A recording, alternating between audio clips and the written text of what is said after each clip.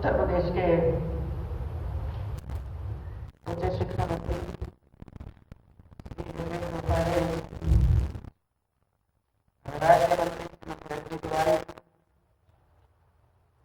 चंडीगढ़ विश्वविद्यालय के कुलाधिपति श्री सत्यनाम सिंह सिद्धू जी, अपर मुख्य सचिव श्री मनीष कुमार, अपर मुख्य सचिव उच्च शिक्षा उत्तर प्रदेश श्रीमती मोनिका गर्ग जी, चंडीगढ़ विश्वविद्यालय की वाइस प्रेसिडेंट प्रोफेसर हिमानी सूद जी, सभी विश्वविद्यालयों के कुलपति, कुल सचिव, IQAC के चेयरमैन राजमोहन,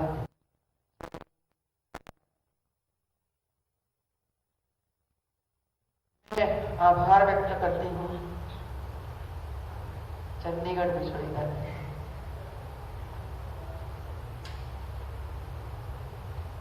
जब हम वहां पहुंचे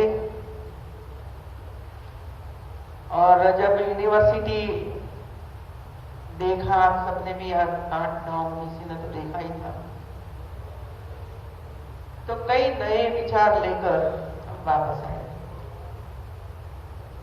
इसके साथ साथ हमने पंजाब यूनिवर्सिटी भी देखी थी और इंटरनेशनल बिजनेस स्कूल भी देखी थी। ये बात सही है कि हम जब तक यूनिवर्सिटी के कैंपस को छोड़कर कहीं और नहीं जाते, नहीं देखते,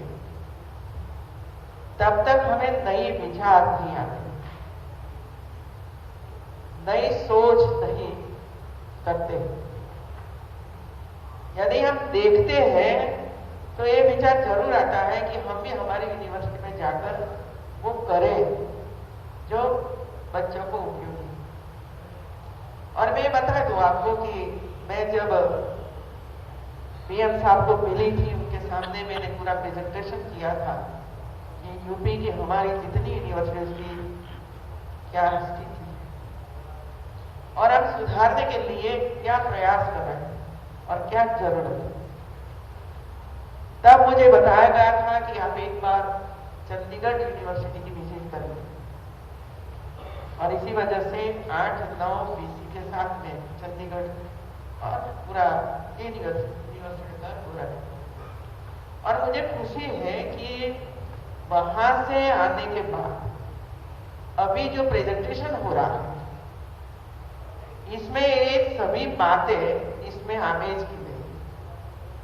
नहीं तो हम नोट रखते हैं, लिखते भी हैं, कभी जरा राज्यपाल बैठी है तो वो देखे तो सही, हम लिख तो रहे, करता ना करता हमारी सोच है। और आने के बाद जितना मेरे सामने प्रेजेंटेशन हुआ है, इसमें आपने इसका आमेज किया, कर रहे हो, और वो ही जरूरी है ऐसा करना।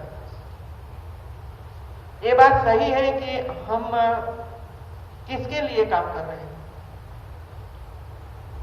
VC ये सोचता रहेगा कि 3 साल बाद में तो कहीं और VC बंद कर जाना है, यहां तो कहीं और नहीं बनेंगे तो वापस यूनिवर्सिटी में जाएंगे और फिर पढ़ाना शुरू कर देंगे।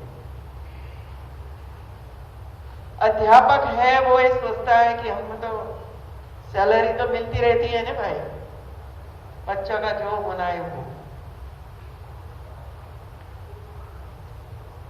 और स्टूडेंट्स आता है ये सोचता है कि कुछ मिलता तो है नहीं इधर, क्यों आना, परीक्षा में उपस्थित होंगे, जो क्लास आया वो ले लेंगे। ऐसी स्थिति में से हमें बाहर निकलना है और इसके लिए सब कुछ प्रयास है। हमारे केंद्र में स्टूडेंट्स हैं और मैं कई बार कह चुकी हूं कि क्यों ये सिर्फ एक सर्टिफिकेट लेने के लिए आता है। एक सर्टिफिकेट के लिए वो नहीं आता। और जब केंद्र सरकार और राज्य सरकार शिक्षा के पीछे करोड़ों या अब्बों रुपया का खर्च करती है, तो क्या एक सर्टिफिकेट देने के लिए खर्च करती है? नहीं। एक आदर्श नागरिक बनाने के लिए ये पैसे खर्च हो रहे। एक होनहार व्यक्ति पैदा करना जो ज्ञान से भरपूर हो, नए विचार हो, नए नए नवाचार करते रहे, दुनिया के सामने रखता रहे, समाज की जो भी समस्याएं हैं वो समस्याओं के बारे में सोचे और ये समस्याओं को दूर करने के लिए सतत प्रयास करते रहे। चाहे किसान हो, चाहे महिला हो, चाहे डॉक्टर हो, सारा समाज का ध्यान एजुकेशन संस्थाओं पर रहता है। और ये बात सही कही महेश कुमार ने कहा, जब हमारे बच्चों को एडमिशन के लिए जाते हैं तो सबसे पहले वही विचार करते हैं कि केजी में दाखिल करना है, कहां जाएंगे, प्राइमरी में जाकर कहां जाएंगे। अब देखिए, जिसके पास पैसे हैं, हाई फी भर सकते हैं, वो तो जाएंगे, लेकिन जो गरीब तबके के बच्चे हैं, जो आदिवासियों एरिया में बसते हैं, नजदीक में कोई स्कूल नहीं है,